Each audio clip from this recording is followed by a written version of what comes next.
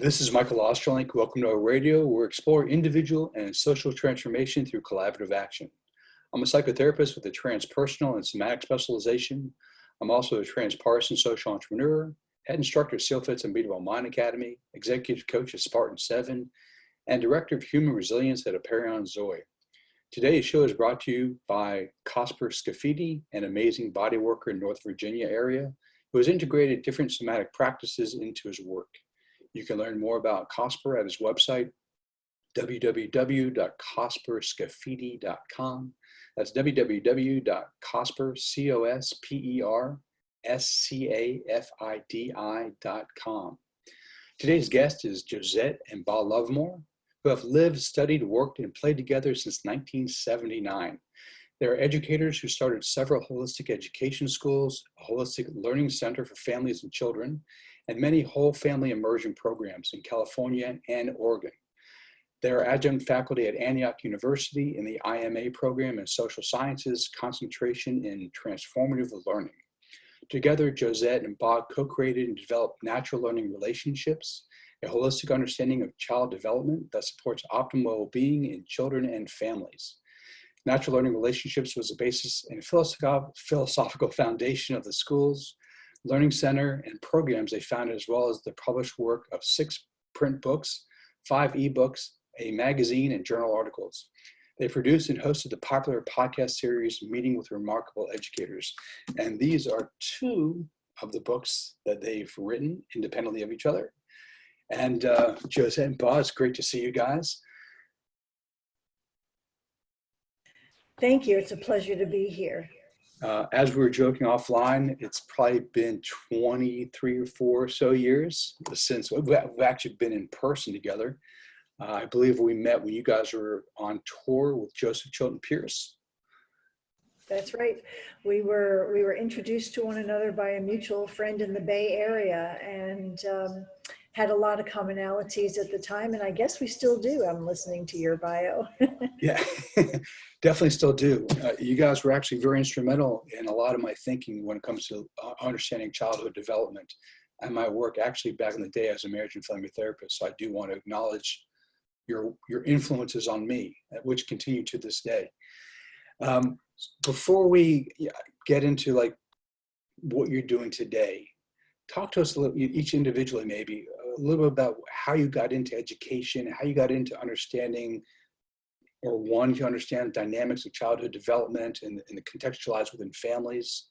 And that's not a normal career path, especially the way you guys proceeded in your paths.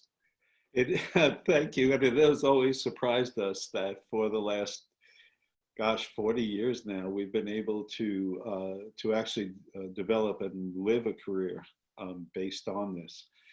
It's a pretty simple understanding, but it does require a switch in a way a person looks at life and looks at oneself in order to truly engage natural learning relationships. And the switch is we're going to move from behavior to the consciousness of the child. That is, instead of getting involved in how they behave in these studies and surveys and that sort of thing, we're going to say, how does a child organize the world? And in order to do that, we want to look beyond just the local or national, but the cultural, but also to what we're going to call the natural. And the word natural simply means that which we're born with. So what are we born with, and how do we get past or see around or understand more deeply the nature of children? How do we see through their eyes? How do we feel through their hearts as we naturally unfold, without getting too mired in the conditioning, in the culture, and certainly in the behavior? Behaviorism and that whole approach, that reductionist approach, really limits the way that we engage children, and it leads to an adult top-down approach. We'd rather go, how do they see the world? And so we engaged questions in anthropology, cultural and physical, brain research. We engaged questions in spiritual philosophy, evolution of consciousness, as well as pretty sure we covered all the developmentalists who came before us. And we came to see that there is this humanness, if you will, and we've been able to bring it to various constituencies. There's never been a population or a constituency or a demographic that hasn't been able to step outside for a moment and see children as they unfold. And it changes the whole focus to go, okay, I'm seeing through a child's eyes. We're on the same side. Life has challenges in it. But if we meet those ways of seeing in the world, which change, of course, as we grow, as in all natural creatures, then we're on the same side, and well-being becomes our focus, not pathology or modifying behavior. Josette, do you want to add to that? Sure.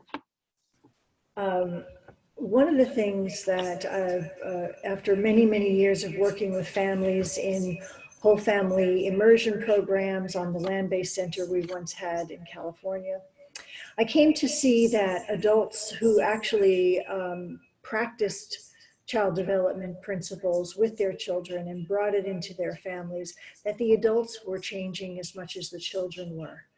And that, so I did my doctoral research on adults who, that book, Grow Together, Parenting as a Path to Greater Wisdom and Joy and Self-Knowledge. The interesting thing is that when adults put themselves in a position of really supplying children's developmental needs at whatever age child is before them, that we often come face to face with deficits from our own childhood or assets. And inevitably, the adult who's willing to self-inquire, self-question, take that on and take a look at how they came to their ideas of parenting, which quite often come from our own childhood experiences, that they could make conscious choices or conscientious choice to leave that past behind and go forward with what's happening with the child today, with some of the new things that they're learning in how to nurture what's organizing in the child in today's world. So one of the things with all my students when I'm teaching courses are marvel at is, oh my God, I'm still growing. I'm still changing. Of course I grow with my children. Of course I have the opportunity to shift with them as they grow. I can change my language.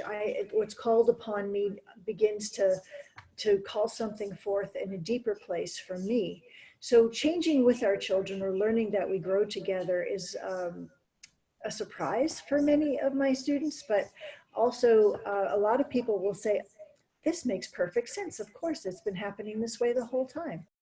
I would imagine, since you guys have been doing this for around 40 years, that you've seen, you use the word deficits, so I'll just stick with that, intergenerational deficits disappear from like the next generation that emerges, and even probably the next generation that emerges. Because I have to imagine that some of your early students are now grandparents. Takes us a minute to decide who's going to talk. Yes, we have. And to this day, we get Christmas cards from people who we've had in immersion programs over 39 years ago. And it's delightful to see that their children have graduated from college. Some of them actually are friends with me on Facebook, and I'm getting to see that they're pregnant and having children too. And they're saying to me things like, the things that my parents did with me, I'm going to do with my children when learning about development and nurturing kids in this way was so different from me, from what my friends' parents were doing with them, that I want to do this with my children too. That's fantastic. That must be so like touching your heart to see the generations continue on with the work that you've opened their eyes up to. It is. It certainly is. Thank you. So, you know, your approach, which is a evolutionary developmental approach, as you said, looking through the eyes of the child and how they make meaning and how they operate in the world, and then it's staged because they grow into new ways of being in the world, is not a model that is naturally accepted in the industrial mechanistic paradigms, which our culture usually operates in. And I'm curious, like, what kind of uphill battles have you had to deal with in order to kind of spread? Maybe just a few. When you when you say that, I mean, there come the uphill battles raging in. But I'd like to just share one that just came to mind because I think it's especially appropriate in our current challenges with the virus. And that is, I can't, must have been in the middle 90s, had to be early 90s. And we had developed a program to put natural learning relationships online because we were very dedicated to independent learning, to homeschooling learning, and we knew it was growing. We'd been keynotes at conferences and that sort of thing. And so we developed early, I mean, it still was like dial-up modems kind of early, in terms of like, here's the, you know, just this enjoyable program that people could use as reference. They could communicate with us in it. And you can see all the framework here that has since evolved. Anyway, so we actually found a couple of school districts in California that were willing to do this with their more remote students, and it was a win-win. They would get the state aid, we would get a little bit of a cut, and the families would get this tremendous support. Well, the superintendent of one of the schools decided that distance learning would never, ever, ever happen, that it's not learning at all, and actually called the bigwigs from Sacramento to come down and challenge us as to whether we could do this. And they found these legal reasons about, you know, the way that the businesses were interacting, and they just completely squelched us. We had several contracts, and it was growing. And then all of a sudden it was, no, California says you can't do this. And it was just completely cut off. So you guys are on the That's one that just came to mind that I think is apropos to this particular moment. Yeah, exactly. Exactly. You know, would you guys mind walking through just briefly the model? Because I really want our listening and viewing audience to understand what it means to see through the eyes and beingness of a child staged developmentally. Let me start. Okay. You start and then I'll pick it up. Yeah. Okay. Okay. So one of the we are learning so much as we grow in this, Michael. I just want to make that really clear. This is not a staid, fix-it-all understanding. This is a way of engaging the emergent, growing nature of self, child, nature, and so on. And for instance, right now, I don't even like the word stage because the boundaries and the whole history of it is too confining. So we're really talking nowadays about fields of knowing. And that allows us a much more engaged event. And to know something now is not some data retrieval, data regurgitation. It's not data driven. It's, you know, only marginal, or not marginally, but, you know, just a bit of data driven. Knowing comes from the word ken, which is kin, which is what we're deeply familiar with. In other words, it talks about a whole being knowing. And much of the previous development understanding was, you know, reductionist and sectioned out, emotional this, and you can still see it in the emotional, in the rage now of social emotional learning. Emotional this, cognitive that, physical this, and, you know, there's some bit of art, you know, thrown in. Not a notion of what is, and I'm going to use the term spiritual, but what I really mean are the values, the non-quantifiable issues, love, community, values, devotion, the stuff that gives us meaning and enjoyment and this tremendous openness in life. And that was completely ignored. So we stopped and we looked at that across the board. And so we came up with the understanding that in each of these fields of knowing, there's an organizing principle. That is, that there's a central way that from which the children see that if that organizing principle is connected to, then and nurtured, then the all the natural talents, whether they're intellectual, emotional, or whatever, they unfold quite naturally. And so we looked cross-culturally, and we looked in all these different ways. In fact, I remember this wonderful time I had with the head of the Lakota Nation education, who, after we talked about the way we approach it, he said, well, here, look at the shield. And on his shield, he was able to make cross correlations quite strongly. So these fields are unfolding, and they each have an organizing principle. And if we nourish that organizing principle, then we have the best chance at well-being and the talents to flourish. So I'm going to say one more thing before I turn it over to Josette, and that is that nourishment here is not a confining, this is the way you do it, here's the template. But in the same way as in physical nourishment, we have to have protein and vitamins in a child for them to grow healthfully, but there's so many ways to do it. It's exactly the same. There are ways to nourish, psycho-emotional, human-to-human being ways to nourish the organizing principle, and you can do it from any, you can do it from any background, because it's pretty straightforward that way. So Josette, you want to pick it up at all? Sure. So one of the things that we put forth to families and to teachers when we're teaching in schools is that our job is to create the environment for the child to access these nourishments that they need for the organizing principle to come to fruition. So as Ba was saying, we're born with natural capacities. That is in us. And at each age of our lives, there's an unfolding where that capacity becomes available. What happens is the child searches the environment for the right nourishments for that organizing principle to be accessed. So from the early developmental stage, or the earliest developmental stage, in broad brushstrokes, there are 4. And of course, there's delineations and specifics in each of the developmental stages, which we won't get into here today.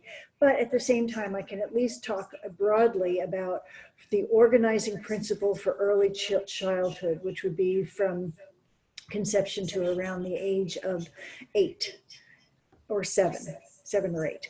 And the child there is organizing a sense of place in the world. So they're looking for the relationships with others that allow them to explore sensorially, to allow them to experience their world from the senses inward.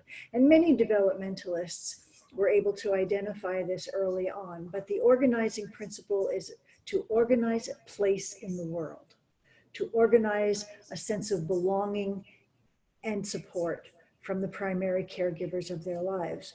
From that developmental stage into the next, which is 9 through 12, and there are things that happen along the way within there, the child now is organizing a different part of their brain, a different part of their mind-body system. And the primary focus of the organizing principle is a relationship to trust and relationships with others. So how do I organize trust for myself? How do I organize trust of others in the world? And what kind of nourishments does the child need in order to do that? I'm going to pause for a second and let Ba.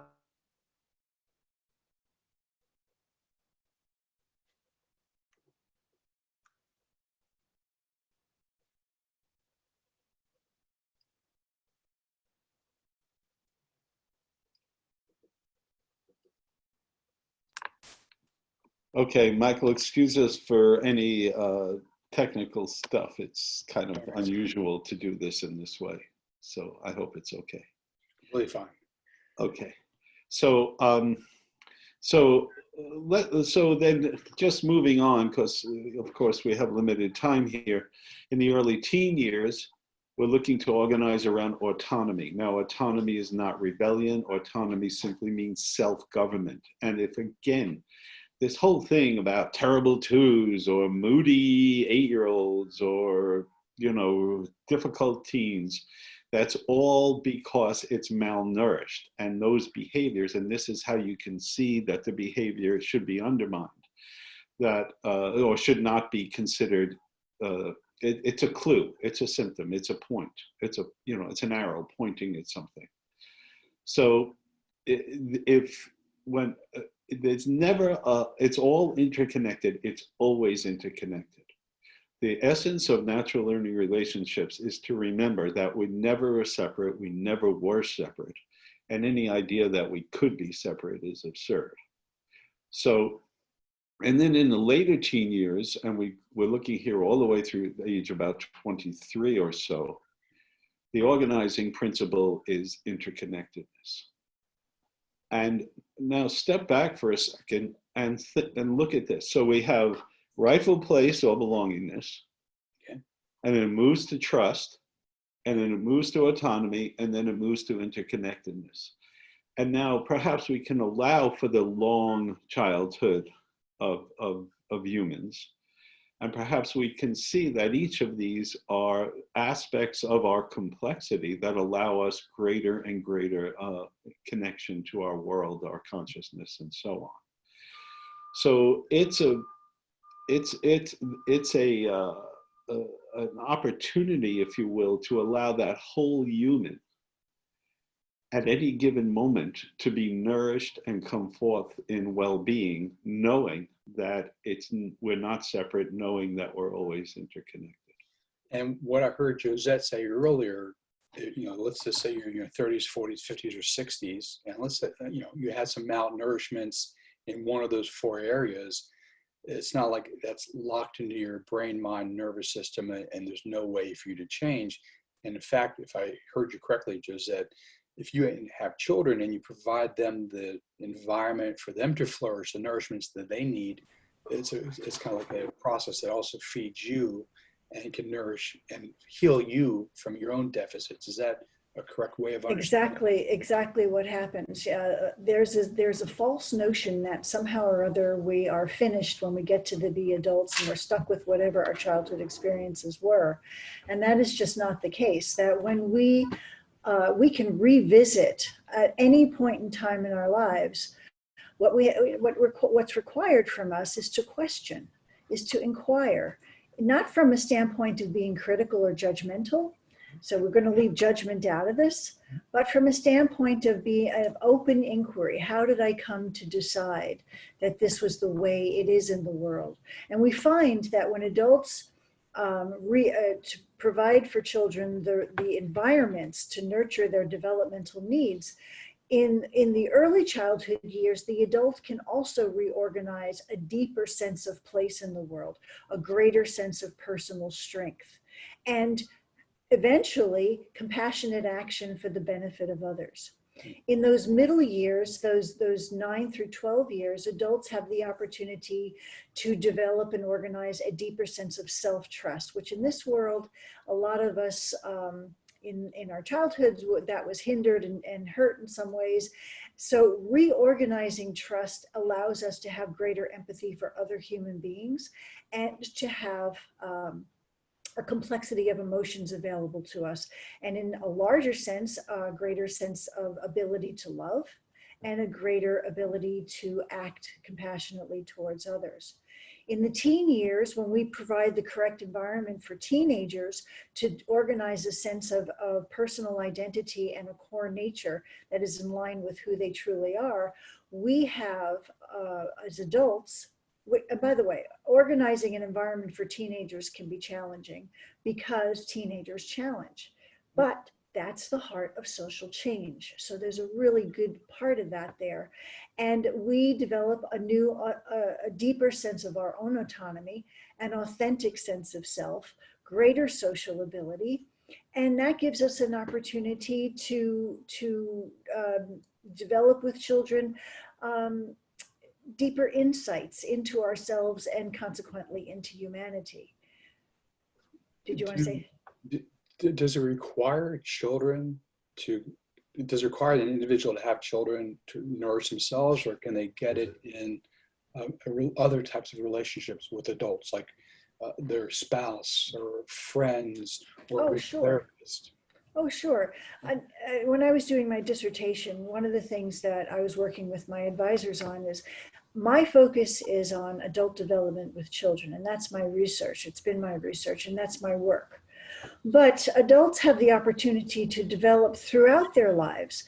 It depends on the adult's willingness to engage themselves with their partners, to question themselves and to self-observe, do self-inquiry, and to so we can develop with, as adults, if we're willing to take that on. Is there any recapitulation of those four fields naturally in adulthood? In the largest sense, our work, and in this way, it's a little bit anecdotal. Our largest sense is well, first, what happens afterwards is there is a huge influence of what came before. So, of course, we have to go back. In other words, we're not going to go through these deeper expansions unless we have some sense of rightful place, some sense of trust, some sense of autonomy, and we know the interconnectedness. And again, I use the word know very profoundly, I hope. Yet, at the same time, there's been all this work done in evolution of consciousness right now, and it's a fecund field, it's a wonderful field, and it's very exciting. And we are ready to say out loud, and have begun to say out loud, that those fields of knowing in childhood are a recapitulation of the evolution of consciousness in our species. And the brain research supports this, and the cultural anthropology supports this. And of course, I could go on here for a bit, but this is not this is not just another parenting approach, if you will. It's a way to know ourselves. It's about self-knowledge. It's about the wholeness of who we are in ourselves, in our relationships, and in a larger sense as a species. That's amazing to think that it's recapitulated not just in individuals, but in our species over the totality of the time we've been on this planet. Yeah, wow. When you mention deficits, of course, that leads to, are we doing this? Are we doing this right? And there were two major jumps that really kind of tossed us into what else is there to do. One of them is what Josette has been talking about, that what happens for all us to meet these needs. So it's not about bringing up the children. And then the second one is to realize what a tremendously connected way of to just our whole evolution that this allows. When I introduced you two, I talked about you've done centers in Oregon, in California. You've done a lot of work on the West Coast, but I also know that you're also working with the Tibetan government in exile. Would you mind talking a little bit about your work with them? Sure. Through the university that we both work with, we got introduced to by a mutual friend to a woman who works in Tibet, or actually in Dharamsala, India now, with the Tibetans in exile. And she works at Sarah College for Higher Tibetan Studies in women's studies. And the principal of the school approached her and said, can you find someone who understands child development? Because our teachers really need to have an understanding of child development, but not from a reductionist perspective. Is there a possibility that somebody might come from a little bit more of a holistic approach? And so we were introduced to her, and then she introduced us we did a Zoom conference just like this, with Dharamsala, India, with the principal of the school. He was so excited about what we were sharing with him, which is a lot of the same thing we're sharing with you, and that for adults who continue to do this, a wisdom is a possibility in the reasonable development of the reasonable being years of childhood, but also for the adults. And he said, that's exactly what I'm looking for. So we arranged to seek funding, which we had done successfully, particularly from a foundation that was very sympathetic to our work. And we were all set to go over there. We had tickets for March, mid-March, 16th, I think it was. And 4 days before we were about to leave, all COVID-19 shut down all borders. India shut down their borders. The United States no flights were canceled all over the place, and we couldn't go. So we were very disappointed. We were bringing our grandchildren with us. It was a major expedition here. And so what we decided to do was, okay, fine. We can't go to India. That's pretty clear. But until we can go, what happened was the principal of the school had assigned to us a translator, and we had been having conversations with this translator prior to going to kind of prep her to some of our languaging, to see if it translated well, to some of the ideas, so that she could get a little bit familiar with, because she was going to help us translate while we were in India. So we decided, okay, she is the head teacher of the teacher training department in Sarah College. So we are going to work with her through Zoom, which is what we're doing right now, is we're giving her a preliminary course so that she can translate some of our documents into Tibetan for the teachers for when we do go there. But what's happening is, as we're talking to her about some of these approaches, she's getting so excited. She said, well, I want to teach them right now. This is so important. And so we're working with her to slowly help her to understand some of the basic principles and to see how well it can translate. And actually what's turning out, she's saying this is going to translate very well. Our basic philosophy of life is very similar here.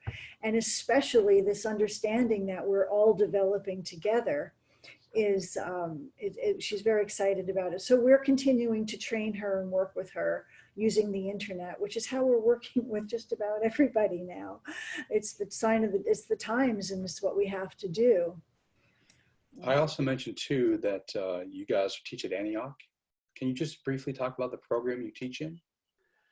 Well, we teach natural learning relationships with Antioch, and we also do directed studies with small groups or single groups. We actually were just accepted as a core course in their, what is it, the Independent Master Social Science, right? Independent Master of Arts Social Science online program in transformation. It's a mouthful. So, but we do that, but also do directed studies. So, for instance, right now, I have two directed study people that I work with. One is lives half his life in Shanghai, China, and where he's a very interesting man who's working on bringing sort of a greater consciousness to business, to people who want to do business in China. And another is with a woman in the Bay Area and in Rites of Passage. And Rites of Passage has been one of, natural learning relationships has many, many places, what's the right word, expressions and so on. And Rites of Passage is something that's near and dear to my heart and our hearts. And we've done many, many of them with people, and they're just tremendously liberating when they're done correctly. You've written about that too, if I remember correctly. I wrote about it, and the book was about to be published, and then the house that it was publishing it was bought up by a bigger house, and they actually burned or stopped the book's publication at the last minute. You talk about challenges as we've got along here. It's just been amazing. Oh, man. Really. But I'd like to make a point about the Tibetan experience, and first, that they could recognize that a consciousness approach, because we made it really clear we are not Tibetan Buddhists. We respect it, we've certainly studied it, and we can see all the correlations, but we're not sure if you can. And I went through some pretty strong conversations, really making the point over and over. Because we've been with other spiritual intentional communities, specifically the Ananda community in Northern California, and we actually helped them get their school reorganized and oriented in the proper way. And then the the hierarchies came down and said, this is not Ananda. So I didn't want that one again. That was one of those was enough. So it was great, but it also points to the universality of what we're saying, because, for instance, we've worked with strong communities here that support the African American community, or Josette worked diligently with social service agencies that deal with the bottom 5% in income in Oregon, and so on. And every one of them found that sharpens their programs. In other words, these are really good people, very intelligent people, and they've gotten some really great stuff going, but it's a little out of focus and they run into these problems. And I say, well, if you just step back and bring this sharper focus. So we've seen many programs right across dyslexia, just many, many programs that have been able to say, okay, I can just do what I'm doing is great, but if I sharpen it and speak in these ways, or create these kinds of relationships, or start off my activity in a certain way, then they've had much, much more success. I would imagine it reduces the medicalization, the psychiatricization of children in some of these programs by going your way. Yes. Well, it's been really interesting because when I interview adults, they say that they learned how to trust their children more and to listen to their children more. And the children then start to shine and start to come out more and start to, you know, offer their families more of children have a lot to offer. And I think that in the old paradigm, in a reductionist paradigm, it's always thought of as that the adult is doing something for the child, that we are raising children. And we don't see it as a mutual development process. So when children start to see themselves as valuable, they start to contribute more, and they develop a sense of themselves as having a valuable contribution, and even in terms of social justice, which is a topic that Ba has brought to the table in a strong way. That when children are valued for the contribution that they make, they are more willing to make and step into social justice for others. That's fantastic. If we have a second, Michael, I'd like to kind of, can I expand on that for a minute? Is that okay? Yeah. Okay, well, it's just that, it's not just that they see it, it's that they are already socially just. And this is something that's kind of hard for people to understand. And I remember when I was being interviewed by this nonprofit that I was mentioning, deals with the large African-American community. And in the room, because they're very particular about who they would allow to participate, to do, they, you know, they have a lot of success and they want to be careful who they bring in. And so when I was talking about in one particular stage of development, the field of knowing between 8 and 13, and I was saying, and I was telling them that if you nourish this child correctly, they won't even think that you know, these intolerances have any place at all in the world. They'll go, what? Why was that ever done? Because that's their natural moment, is trust and connection. And that's what has to be nurtured. And so I even went so far as to say, well, I just don't think even teaching a lot about the history of Blacks in America is appropriate until maybe a little bit later than, say, 9, 10, 11 years old. And a hush, there were about 30 people in the room, and it became very quiet. And then they really did ask some very, very important and intelligent questions. But we don't want to stuff these kids that way with the history of the problems. We don't want to teach about ecology from a global warming perspective or a climate change perspective. We don't want to teach, you know, at different ages, you do different things. You don't have to teach a 10-year-old about soil composition.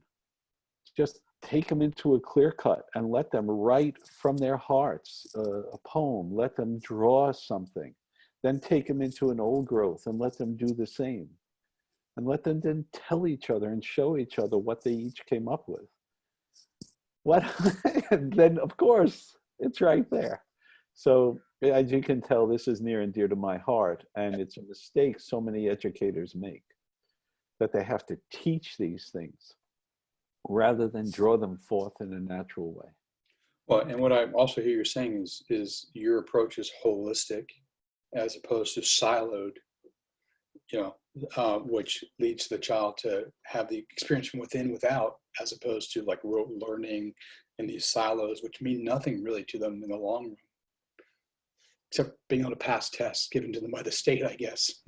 Yes, teaching to this test has been the downfall of true education and awakening in the child a love of learning.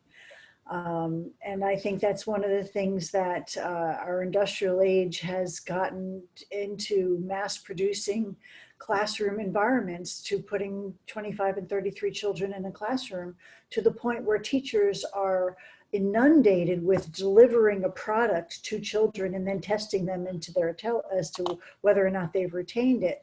That is not learning, and that is not inspiring children from the inside out to engage their world. And so that's one of the things one of the challenges we face continually when we were working with school systems. So, Ba and Josette, where can people learn more about natural learning, relationships, and also find your books? Yes, people can find the books on Amazon. We've published a lot of ebooks as well, which are very inexpensive, small pamphlets. They're all on Amazon. We can. On our website. We have a website, www.lovmourconsulting.com, and you can access us through that website and learn about what we're doing today, things like that. Where else? Oh, and Antioch University. You can do a Master of Arts program through the independent Master of Arts program online. Well, I'll make sure to include all those on the show notes. It's great to see you guys. Let's not wait another 23 or 4 years for our next conversation. And I wish you much success and luck with your Tibetan project.